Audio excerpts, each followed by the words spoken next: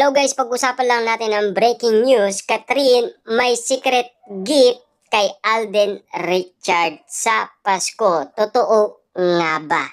Guys, no? Ang lahat ng mga dilulo nga naman kasi guys na nagpapakalat ng issue sa social media na ang sinasabi daw nila meron daw secret gift ang cat din sa isa't isa.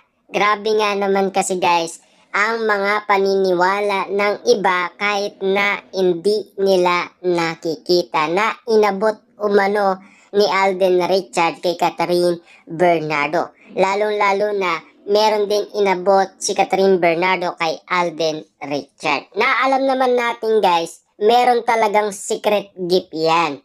Kasi alam naman natin si Alden Richard ay solid na nanliligaw umano kay Catherine Bernardo. Pero hindi lang talaga natin guys nakita. Kasi alam naman natin guys, tinatago nila ang mga lihim na alam naman natin guys, sa hindi magtatagal ay malalaman natin yan. Dahil matatalas umano ang mga mata ng mga legit na nagbabalita tulad na lang guys ni MJ Felipe, Ogie Diaz. Maghintay lang tayo ng tamang impormasyon kapag nalaman na nila sa kampo mismo ni Catherine Bernardo kung ano talaga ang katotohanan sa naganap na kapaskuhan na secret gift ng cat din sa isa't isa.